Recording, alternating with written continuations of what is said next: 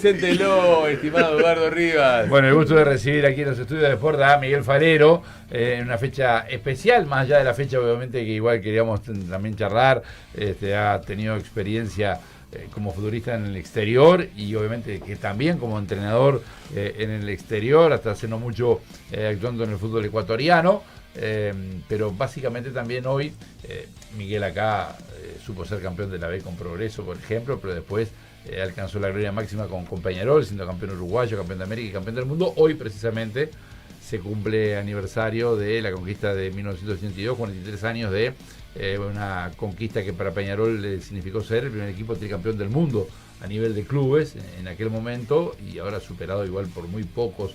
Recién se da la situación especial, y que Sergio Orsi destacaba los otros días, ¿no? Y que en América del Sur Uruguay es el único país que tiene dos equipos tricampeones del mundo, y realmente eso marca lo que representa aquellas conquistas y la importancia de aquellas conquistas más allá del paso del tiempo. Miguel, gracias por venir hasta los estudios acá de Sport, y bueno, un gusto poder charlar contigo después de tanto tiempo. Bueno, muchas gracias por la invitación.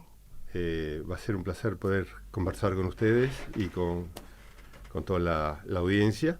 Y bueno, me invitaron para hablar de fútbol. Exactamente, tal cual. Y bueno, pero y más allá de temas en general, si bien en aquel partido ante el Aston Villa te tocó estar en el banco de suplentes, Sí. ¿qué recuerdas? ¿Cómo lo viviste? Cuando dicen aquel año, el Peñarol tiene varios momentos, obviamente, en su etapa internacional, muy destacados, pero el del 82 es el año de mayor perfección de Peñarol, incluida la década del 60.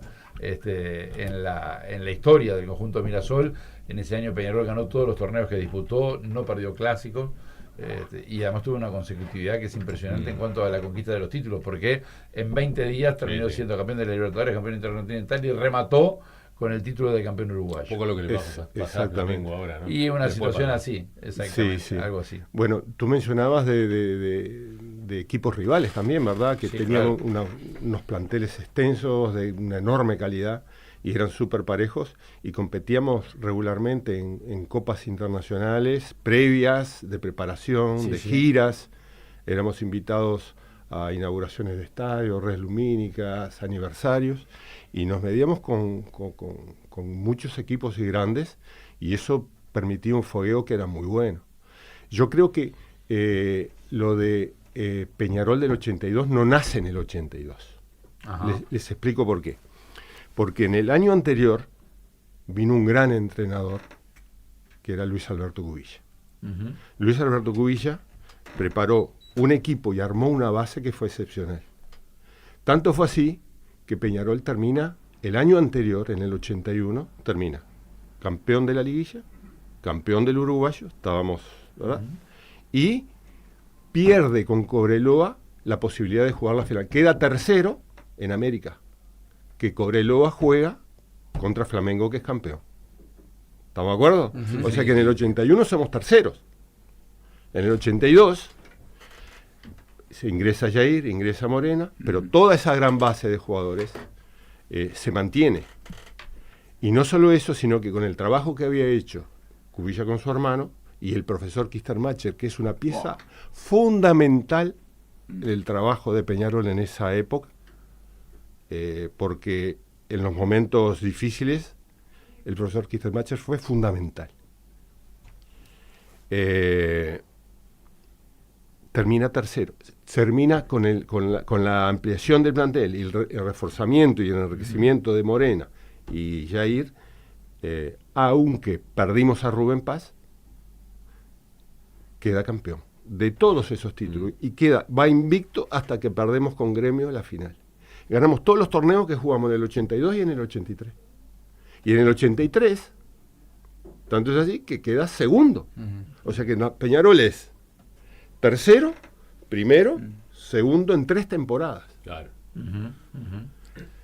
Y había un plantel, bueno, y termino te decía del gran trabajo que se había hecho, porque Pedro Cubilla era en juveniles como un director deportivo, como un entrenador, él era directamente el entrenador de la cuarta y tercera, y empieza a subir. Salazar, Alexis Claro. Nobles, Peirano. Entonces hubo un enriquecimiento que fue muy bueno. César Pereira, que no solo con figuras, sino con gente joven que venía pidiendo espacio. Se hizo un plantel del 81 al 83 que fue muy bueno, muy bueno. Y aquel mediodía japonés del 12 de diciembre del 82, ¿qué recuerdo en sí específicamente de ese partido te viene a la memoria? Bueno, todo el tema de la salida, que nosotros siempre estábamos acostumbrados a viajes y a traslados largos. Nosotros vamos México, Los Ángeles y cruzamos al revés el mundo para llegar a Japón.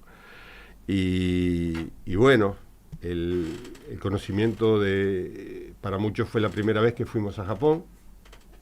Entonces, para muchos capaz que tomarse un avión por primera vez, ¿no? Exactamente. Bueno, en esos tiempos también te decía por eso. Había algunas giras y Estábamos acostumbrados, pero no tan largas, Claro. o acontecimientos que no es la normalidad que tienen ahora los viajes y lo dinámicos que son. Todo el tema papeleo, toda la euforia y bueno, el incumplimiento de algunos de la promesa de pelarnos cuando... Vos lo cumpliste. Yo cumplí, no voy a dar nombres, no me pidan iniciales, nada. Y lo mantuviste con me mantengo y sigo firme. Fuiste el único, ¿no? Al final fui el único, de 3 fui el único. La historia, digo, Exactamente. Pedro será campeón de América y después en las primeras imágenes de los días se ve Miguel Falero rapado. Completamente rapado. Viajando, o sea, la idea era de que no podíamos viajar si no nos... Y hubo un par que viajaron. Y hubo un piar que se acobardaron en el último momento, no lo dejaron las señoras. Bueno, hay un dato, eran casados. para los enigmáticos. Exacto. Y el impacto del mundo de estar ahí en Japón. Impresionante, una organización. Bueno, es una cultura que evidentemente nos demuestra día a día que hay una disciplina, pero hay el una fútbol organización. era nuevo, ¿no? Para el impacto mundial, ¿no? Para pero, o sea, nosotros jugamos en el Estadio Olímpico y practicábamos en el Estadio Nacional. Los estadios no estaban en muy buenas condiciones porque había nevado mucho. Nosotros llegamos con un clima ya mejor, pero frío. Y bueno, los traslados, la novedad, las luces, todo lo que te impacta de Japón, de su organización. Y bueno, el día del partido, como decía Eduardo, una rigidez en lo que era los horarios, en la cuenta regresiva, todo tema de televisación.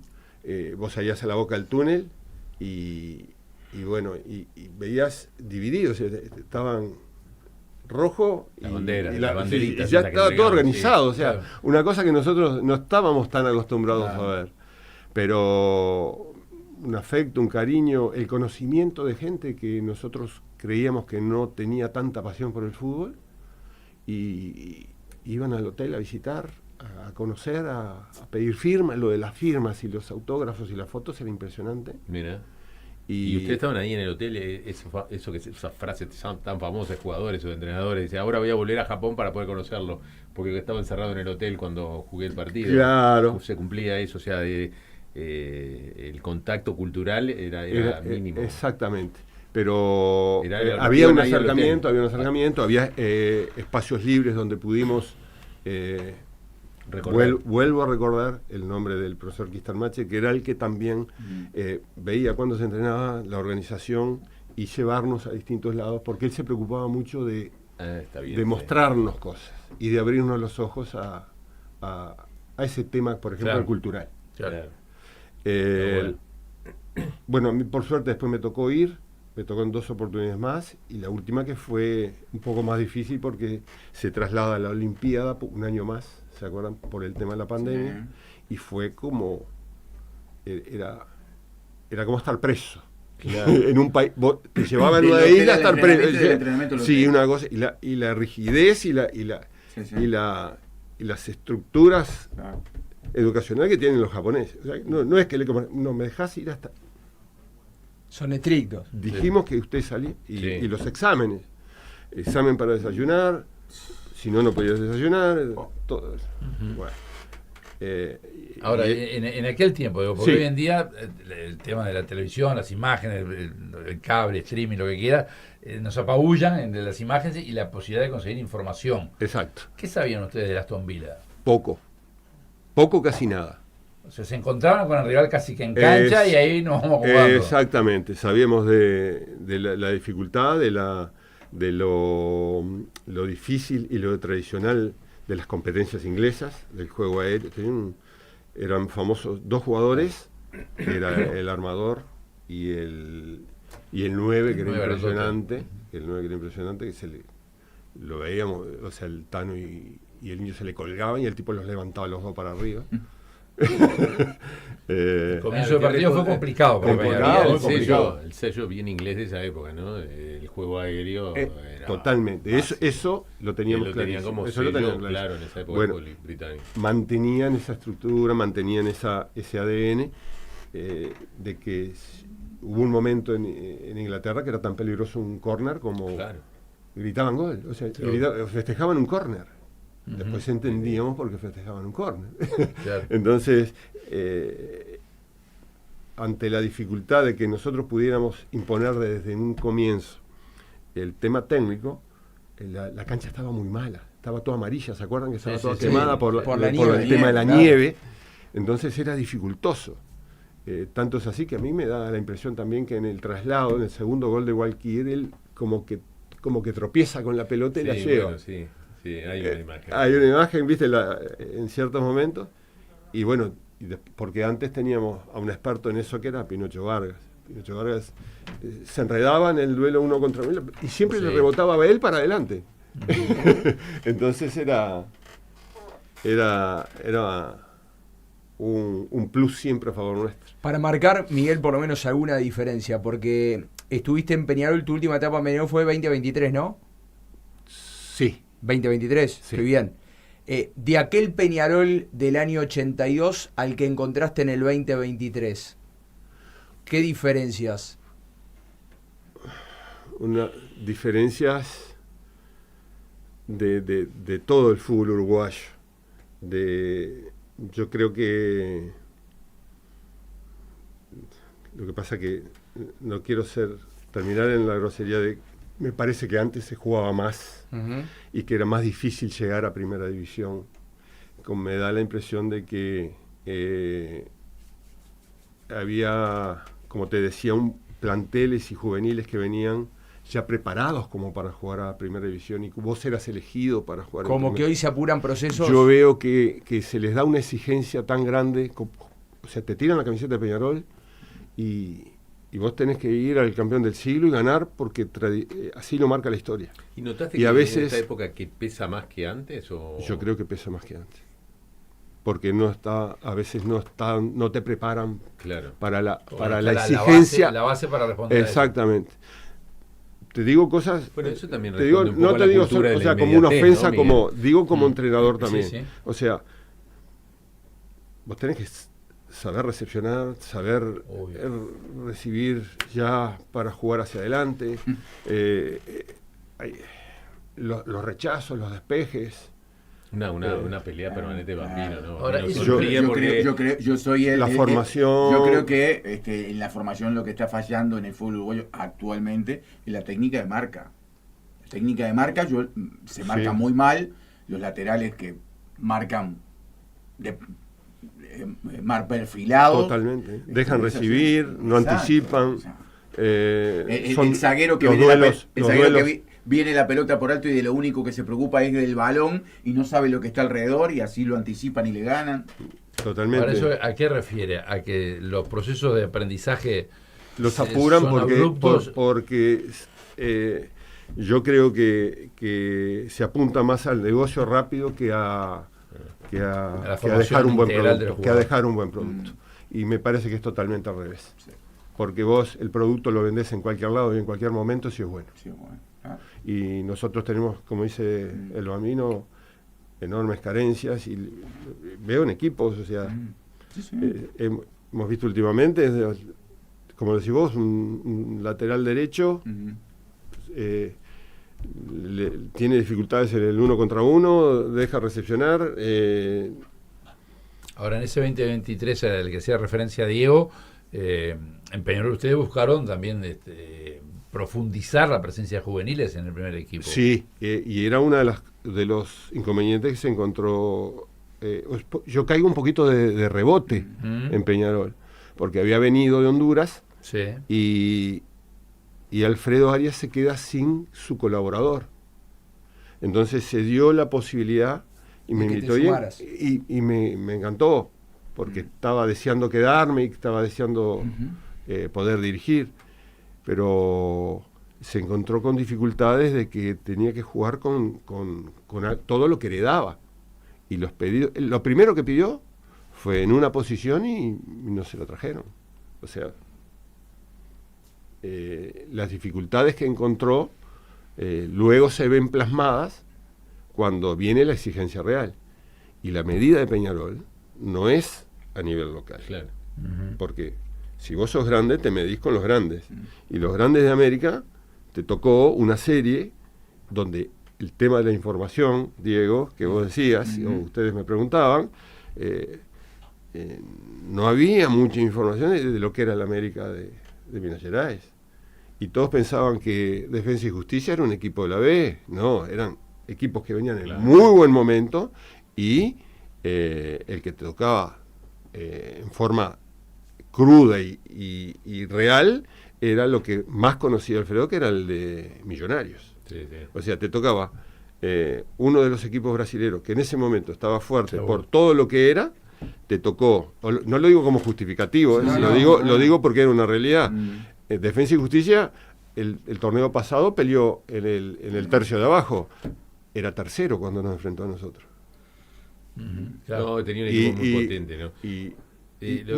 Y ¿sabés lo que es? La idea de pensar de que vos con la camiseta ayuda y la hinchada ayuda, pero vos no podés, yo te puedo hacer un comentario deportivo y me decís, no, le hacemos 3 goles. No, nadie le hace. Claro, no es la camiseta. Esto he charlado contigo porque además vos has cruzado la vereda y has sido analista, has estado con Enrique Ananía, también en algún momento comentando en la audición partidaria de Peñarol, y si bien tiene el tinte Mirasol, tiene la crítica del hincha que se siente frustrado con algunas cosas que no funcionan a veces, ¿no? Porque Peñarol ha tenido éxitos y ha tenido fracasos. Recientemente ha tenido un fracaso, por ejemplo, en las finales frente a Nacional. Entonces, a veces da la sensación como que ¿qué es lo que ocurre? ¿Se piensa que los equipos son más de lo que son? Esto también aplica también para Uruguay en el Mundial, ¿no? Nos creemos más de lo que son, los otros equipos ponen mucho dinero y están inalcanzables para nosotros. Tiraste el tema de la camiseta. Sí, la camiseta tiene su valor y su peso, pero a la hora de jugar en la cancha... Y volvemos a enganchar con temas anteriores. Es contraproducente cuando la exigencia es tan grande que vos no sos capaz de cumplir con lo que te piden. Seguro. Y bueno, yo creo que la información es fundamental, la actualización. Nosotros digo, todo el fútbol uruguayo, cuando trae un jugador tiene que saber su actualidad, dónde jugó, cuántos partidos jugó, las lesiones que tuvo. Vos no podés traer a un jugador a ver qué pasa. Entonces, empezás a ver plantillas y decís, no jugó, se lastimó 4 veces, pasó esto, pasa Miguel, muchas veces se buscan nombres. Exactamente. Nos quedamos con el nombre de lo que fue hace 8 o 10 años y no con la actualidad. La actualidad. Peñarol tiene un técnico que le dieron la llave del club, pero normalmente hay una estructura que va encaminada hacia una dirección deportiva paralela al entrenador. Yo creo que él está cumpliendo las dos funciones. Sí. Él está cumpliendo ¿Es las dos bueno funciones. o es malo eso? Yo creo que es malo. Porque escuchar una segunda opinión, aunque esté distante de lo que vos pensás, es buenísimo.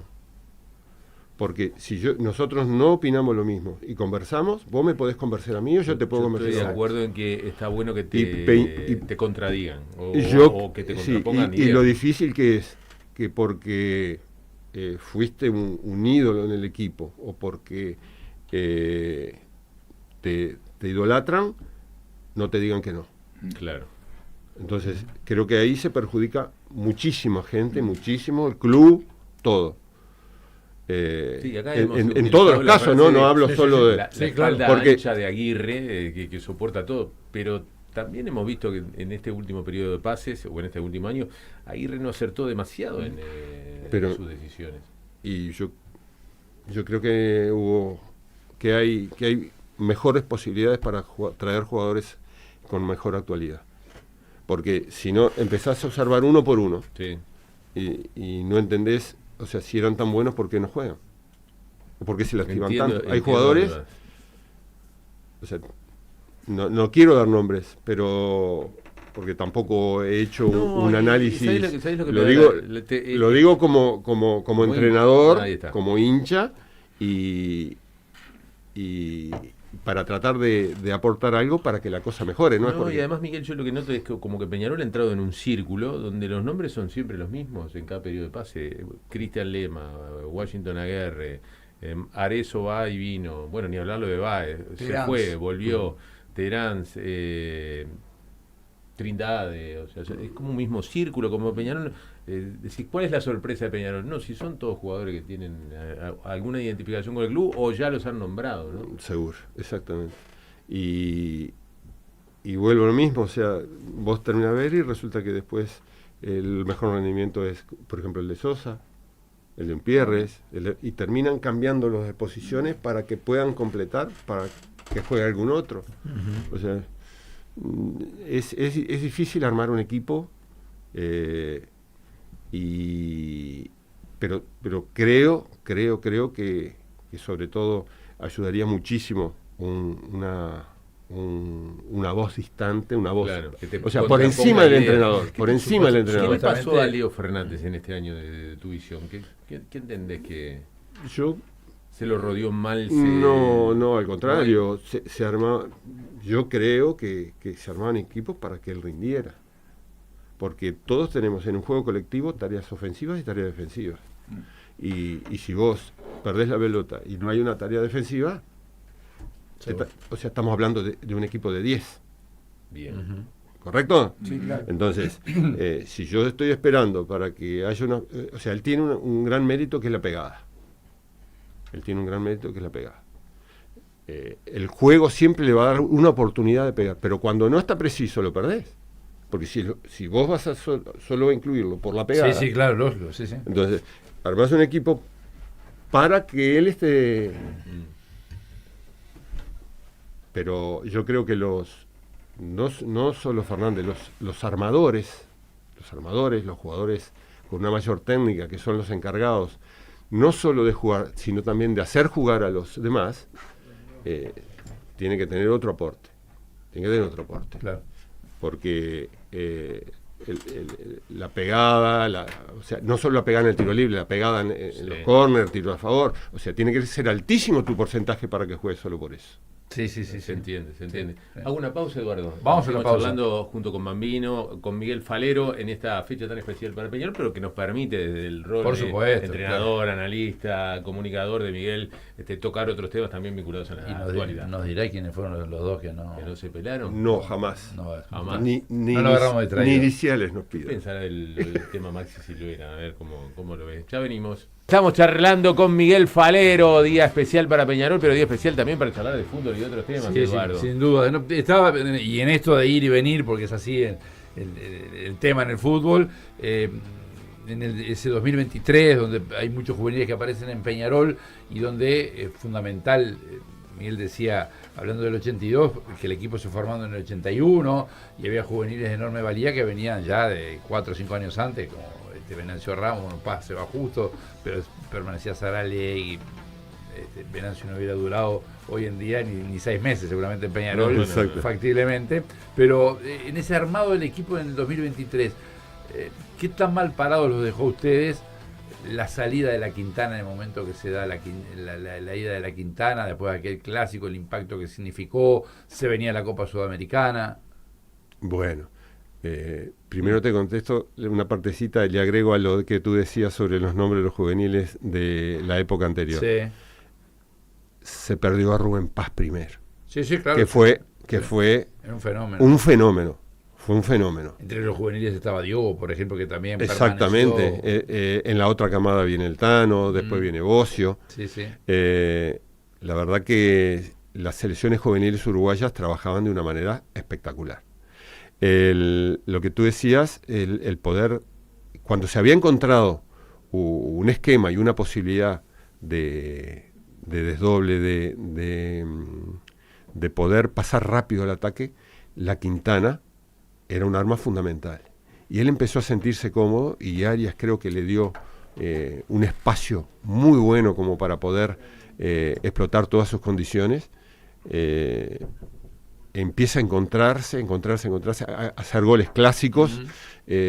Y se arranca muy bien. Vos viste que los torneos de verano arrancó muy bien y Peñarol ganando los torneos y los partidos con Nacional.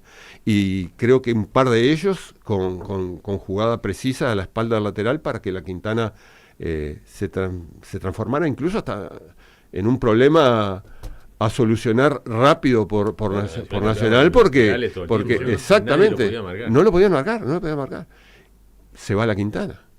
Entonces era muy difícil, poder encontrar a alguien que pudiera ser al mismo nivel de lo que lo estaba haciendo él y con las pocas posibilidades que había de enriquecer el equipo, ¿verdad? Yo vuelvo a hacer mención a un término que es la actualidad. El entrenador, el gerente deportivo y el director deportivo tienen que tener un conocimiento cabal de la actualidad del jugador. Vos podés traer un gran nombre, pero si fue hace 5 años un buen jugador, o si se lastimó feo y recién se viene recuperando, vos vas a terminar entrenando a un jugador que se te va a los 6 meses. Entonces, tiene que ser una voz que sea escuchada y que sea no precisamente del mismo camino o sea, las distintas opiniones llevan un camino único por convencimiento y creo que ese es el camino a encontrar para que todos se beneficien, entrenador e institución. Hoy Diego tiene la llave de Peñarol y toma las decisiones. En su momento ustedes tenían el brazo fuerte deportivo de Bengochea y Cedrés, ¿no? Exactamente, eran los gerentes deportivos. ¿Cómo era el vínculo? ¿Tenían apertura para serio, ustedes? profesional? ¿Sí? Serio, profesional. No habíamos, o sea, vuelvo a repetir, yo caí de rebote. ¿Quién elegía a los jugadores? ¿Los elegía Alfredo? Ya estaba elegido. Ya estaban elegidos. Una estructura más de fútbol moderno, digamos. Exactamente. Lo que sí recuerdo es del interés de Arias por 12 3 posiciones que no se pudieron complacer. Y lamentablemente se terminó pagando en el ámbito internacional, donde fue mala la actuación que tuvimos. Sí, sin duda. Eso desarticuló la continuidad. Exactamente. Bueno, porque pienso de que dentro de todo ese conocimiento que se iba haciendo, el arranque no había sido malo.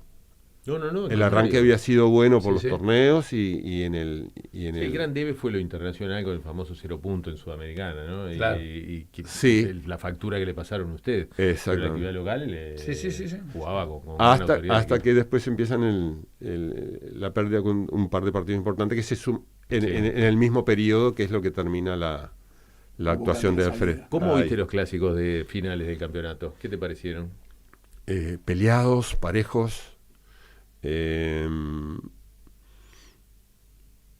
Las sanidades con mucha tarea para tratar de llevar a los mejores a tener un buen rendimiento y creo que ambos podían haber hecho un poquito más en el tema de técnico, o sea, de que se podía haber jugado un poquito mejor.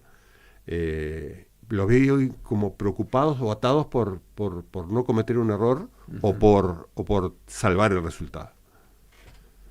Los dos tienen muy buenos planteles. ¿Arriesgó poco Peñarol en el parque?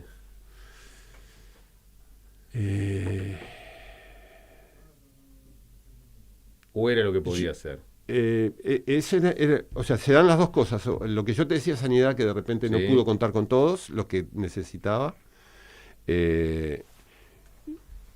Yo creo que si rescata un punto. La dificultad del parque la crea mismo Peñarol por el punto que pierde, los 2 puntos que pierde en el campeón del siglo. Y cuando se ve necesitado del resultado, a mí me parece, yo creo que prefería arrancar con 1 y terminar con 2. De los 9. De los 2 9. Y terminó con ninguno. Y terminó con ninguno. Entonces, se vuelve a mezclar todos los temas.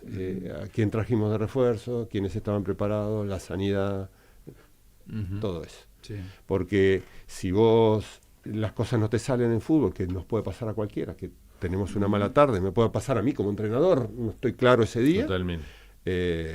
En el fútbol uruguayo, una arma que jamás se va a perder es sacar la pelota a los costados y poner el peligro en el área rival.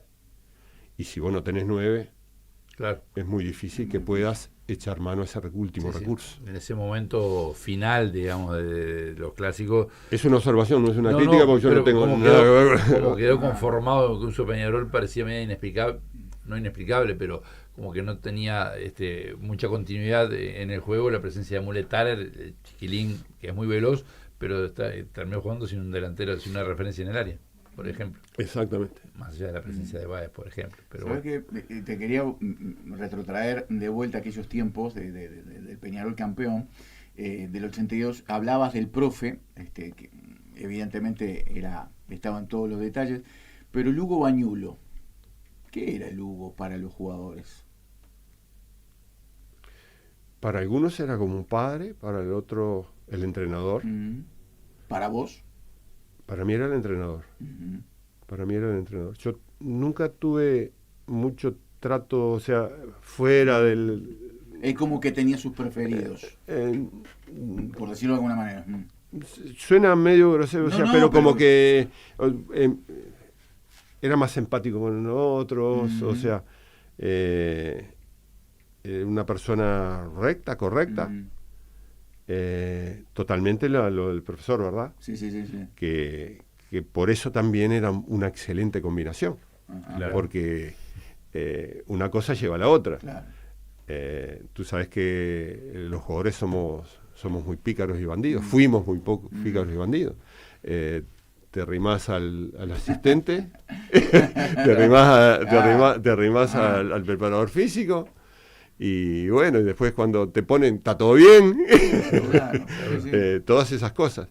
Pero lo que sí tenía el grupo ese era que el privilegio, o sea, nada podía interferir en el rendimiento de Peñarol, y no había inconvenientes que pudieran estorbar en la que fuera ganar el partido o el desarrollo. Igual te ponía poco Bañulo, ¿no? No, a mí no teníamos un gran trato. Desde que llegó. No, o sea que O sea, en esa época yo en había el dos cambios, 81, ¿no? Porque vos ya estabas. Yo en el 80 soy Balón de Oro, Sí. mejor jugador. En el 81 soy capitán de Peñarol. Y en el 82, idas y vueltas. claro. Idas y vueltas. Porque va también, y yo lo entiendo, ahora que soy entrenador, que va en el gusto del entrenador. Sí. Si vos querés uno que corra, dos que corra, las combinaciones del medio campo, juegan 3. Y para jugar 3, Peñarol tenía al Tato Ortiz, a Carlos Reyes, Mario Saralegui, Claro. subían a Salazar, estaba Bocio,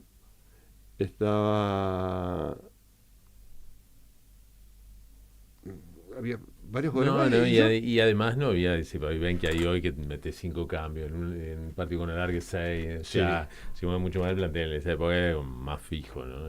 Claro, había mucha no. menos participación. Bueno, esas cosas tienen a favor y en contra. O sea, vos encontrar un equipo que tenga una estructura y mantenerlo es clave. Claro. Seguro. Pero tenés que tener en estos momentos que es tan dinámico y hay tanta competencia, o la competencia que tiene Peñarol a lo largo de su historia, tenés que tener la flexibilidad de mover el plantel, porque los tenés que tener a todos bien. Todos tienen que Porque estar contentos. hoy que ganaste, el miércoles vos jugás y no podés perder por el torneo local. es O no así. podés perder en la visita que hagas del torneo internacional. Claro. Entonces, ya pasa a ser un tema de que tu plantel no son los 11. Sí, sí. Nunca van a ser No, y irrompibles. ahí se Nunca va- inserta y- el gestionar el plantel, ¿no? Lo Por que se habla supuesto. mucho ahora, gestionar Bueno. el plantel. Le mando un saludo al Pepe Larriera, que está... Sí, está ahora- como loco el Pepe Larriera. Ahora vamos a charlar Mandó después de la mensaje. pausa. Después de la pausa su hablamos de un mensaje. partido, no de Miguel en Peñarol, ni No, siquiera no. él quiere que recuerde algo, y ni siquiera en el Dale, fútbol dale, uruguayo. contalo rápido y después hacemos la pausa. Miguel estaba, pasó el fútbol argentino a Platense, y Platense jugaba con Boca en la cancha de Vélez, Es en verdad. el partido, y en Boca que estaba en una crisis terrible institucional, había ido Fernando Morena después de la fractura, poco tiempo después de la fractura que había sufrido con la selección uruguaya. Y bueno, Y el Pepe lo fue a ver allá. estaba ya con fue una vela Morena, Lo de la obviamente, barra, ¿no? no sé La qué, barra estaba bien. ya y bueno, estaban empatando 2-2 el partido. Morena había hecho un gol de penal, y cerca del final, penal para Boca. Habían expulsado al arquero de Platense, que Puentedura. se llama era Puentedura, ¿no? Puentedura. Ex River, y cambios agotados, López y Turitich, López ¿verdad? Turitich, el lateral, Con 10, nosotros- al arco, y se da el penal. Y parece que hay un Y soplón. parece que le dijo tal cosa, un dato sobre cómo podía ejecutar el penal Morena. Pero ese traidor no te contó A ver. que el partido no se desarrolló así tanto. Porque vamos perdiendo Sí, 2-0 y yo hago el gol de tiro libre. 2-1. Y a los 5 minutos me hacen un penal, 2-2. Y luego viene el penal Y luego a viene el favor penal de... de Boca. Tenías O derecho sea, a dar los datos. ¿A qué hora entró al estadio? Porque Él quiere, él quiere la anécdota de López Turitich. él quiere López Turitich y abrazar a Morena. Y ahora pero entonces, antes de ir a la pausa, le dijiste a López Turitich, Va a ir a tal lado. Va a ir a tarde. porque ya había pateado uno, Se había pateado. y vos dijiste que iba a cambiar Que de lo va a lado. tirar ahí. Y para ahí se tiró de Y ahí cabeza se López tiró. Turitich. Y ahí que te dijo, sí, te hago caso. Sí. Es que era, Esas si cosas vos lo de- veías en el arco, López Turitich, Claro, escúchame, me el- tenía que hacer caso. El Ah. buzo. le quedaba grande el buzo. Y Todo. Los guantes No, terrible. parecían de boxeo. Claro. Bueno, saludo para el Pepe Un Larriera. abrazo grande, Pepe. el título ¿qué del tal? gráfico fue, de ese partido, un tal López Turitich le atajó un penal a Morena. Ese fue el título del gráfico. Y ahora Platense que volvió a ser historia. Hace Hace poquito, poco. sí. Hace poquito, Exactamente. un título, Tal sí. cual, tal cual. Ya venimos. Estamos con Miguel Falero, multicampeón con Peñarol, ¿no? Sí. ¿Y la selección cómo nos va a ir en el Mundial? Yo pienso que esa pausa ese me- silencio te, No, te hice una mató. pausa para salir jugando. Yo creo que nada más importante que las conformaciones de los grupos. El buen relacionamiento es fundamental. Por eso todo lo que hemos hablado de los grandes equipos de Peñarol se fundamentan en un plantel unido y con buena calidad técnica. Yo pienso que Uruguay tiene una muy buena calidad técnica. Me preocupa, ahora que soy entrenador, que se diga o que el entrenador diga de que él es así, porque todos deberíamos saber que él es así. Sí, sí. Y no nos sorprendamos en la última conferencia de prensa, que el relacionamiento con el plantel es fundamental, porque todos queremos ir y trabajar cómodos, todos queremos ir y trabajar dentro de un grupo donde nos sintamos tranquilos y podamos aportar lo nuestro y tratar de ayudar a que el compañero, porque es un juego de equipo, y eso es fundamental. Entonces, yo creo que las ¿Te personas sorprende tanto enfrentamiento que hay o por lo menos ya no es algo que uno dibuja o talantea, ¿no? O sea, se Sí. planteó, se habló, se mediatizó, se buscó un mediador, no lo encontraron, Yo es pienso, raro, hermano, ¿no? Es muy raro, porque yo te voy a decir, como siempre, lo que pienso, Sí. que a veces me ha costado muchos problemas, pero sigo avanzando. Comienza con gente que se va y después dice las cosas. Bueno, normalmente. como el tema de Luis Suárez. Ahí siempre se dice, ¿por qué no lo dijo cuando estaba? Y bueno, normalmente no se dice cuando está, ¿no? Bueno, pero si vos tenés problema con una persona, ¿lo hablás? Sí. Bueno, Ese es el momento, no después que te fuiste. Claro. Él contó que Ahí intentó hacerlo, pero le dijo gracias. Volvemos al tema de la relación del técnico. O sea, nosotros tendríamos que haber sabido eso.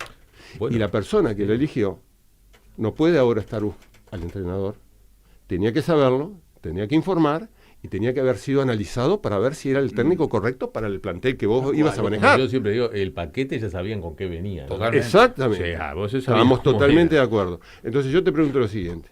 Ahora que se hizo un paquete del tema económico, estás buscando una persona que sea nexo. Ya aparentemente eso se descartó. Sí, Ya voló. Bueno, pero yo te pregunto. Ahí demuestra también ensayo y error. Era Godín y bueno, no lo convencieron. Claro, porque no es una tarea para nada fácil. Claro, porque es una tarea que tiene que cumplir el entrenador. Sí, sí. El trato con el jugador es del entrenador. Sí. No tiene que ser una belleza, ni somos todos cenicientos. Y te vuelvo a decir, los jugadores de fútbol somos difíciles, pero vos tenés que manejarlo, porque es una de tus cualidades para ser un buen entrenador. Entonces yo te pregunto, vamos a contratar a alguien para cumplir una parte de lo que tiene que hacer el entrenador. Perfecto. ¿De dónde sale? ¿De los clubes? ¿De las arcas del club? ¿De dónde sale?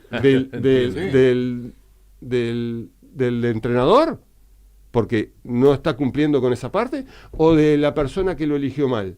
Porque si no hay que pedírselo al gerente deportivo. Y bueno, viste que o sea, vos elegiste mal. Ese es un razonamiento lógico, pero que no pasa, ¿no? Claro, no, pero te quiero decir, Digo, si vos planificás... pará, la macané, sacame parte de mi sueldo y lo arreglamos. Bueno, pero te quiero decir, el planificar es eso, Sí, anticiparse a los hechos que van a venir. Sí, si sí. a vos te encargan, o sea, yo no pienso que la carpeta de Bielsa haya sido la única que estaba sobre la mesa cuando eligieron al entrenador. Yo creo, sinceramente, con el mayor de los respetos hacia el señor Bielsa, que no lo digo a la persona, no digo, o sea, hago un comentario de lo que me da la impresión, o formándome mi opinión, lo mismo que con Diego anteriormente, es que Uruguay, te puedo nombrar ya, ahora fuera del micrófono, 7 entrenadores que ganaban la clasificación. Iban al Mundial. Uruguayos, Sí, sí. Uruguayos. Por supuesto. No hay duda. No hay duda. Acá lo difícil era no ganar la clasificación. Lo difícil era no ganarlo. Y lo que siempre también hablamos, el no aprovechar el haber salido campeones del mundo en sub-20 y desperdiciar la posibilidad de que continuara el entrenador. Y que se continuara Bueno, pero se ingresa todo en pero formó todo. Pero ahí con yo un uruguayo no hubiera pasado. No, ahí yo digo, viene un entrenador que te dice, yo de juvenil no me ocupo. La culpa es mía, dirigente, que te digo, no, señor. Claro, usted se tiene que ocupar porque los uruguayos Está bien. formamos todo nuestro camino de los Sí, juveniles. exactamente. Bueno, nos encandilamos con el nombre. Lo Claro. que pasa que, bueno, Pero- estas cosas sabían que venían en la llegada de un entrenador con mucho talento, pero con una personalidad compleja. No, con una enorme capacidad. Pero todos sabemos de que los proyectos no son de 6 meses hasta que se deteriore y se detona todo. Claro. O sea, Uruguay, como ustedes dijeron muy bien, se caracteriza por ir llevándolos categoría a categoría. O sea, hubo trabajos anteriores de Broly, del mismo Fabián Coito. Todos estos jugadores son la camada de Coito. Sí, sí.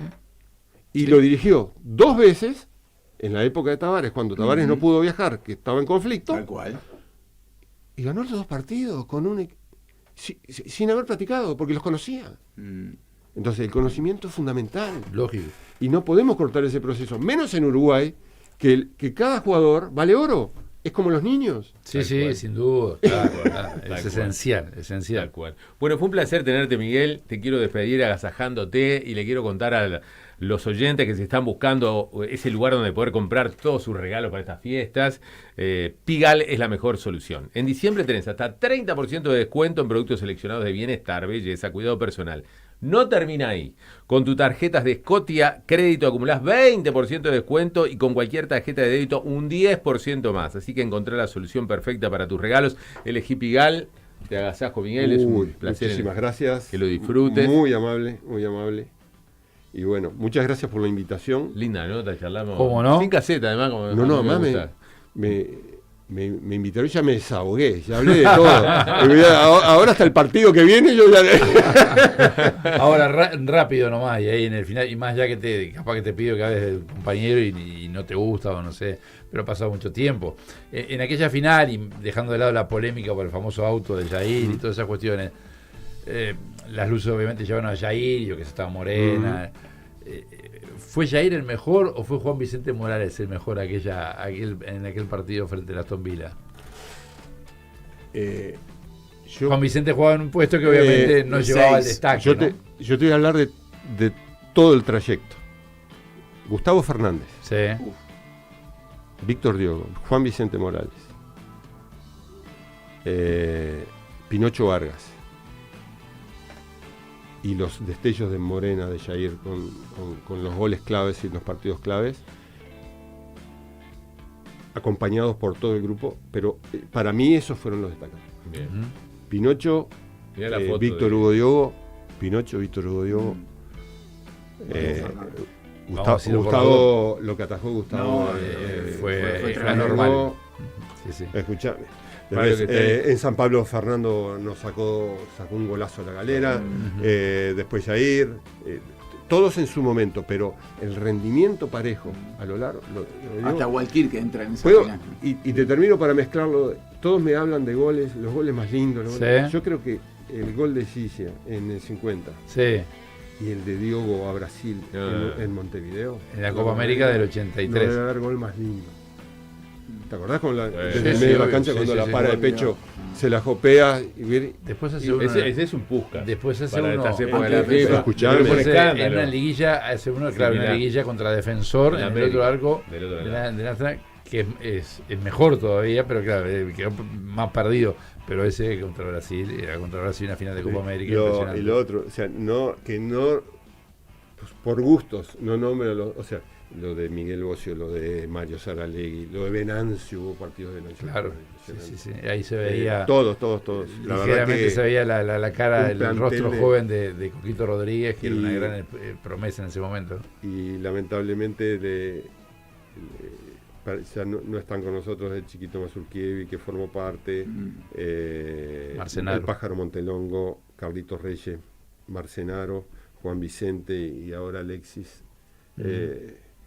Dejaron un lugar que nadie va a poder ocupar, porque la verdad que fueron excelentes compañeros. Gracias por acompañarnos, Miguel. No, muchas Un gracias gustazo. a ustedes por la invitación y estamos a las órdenes.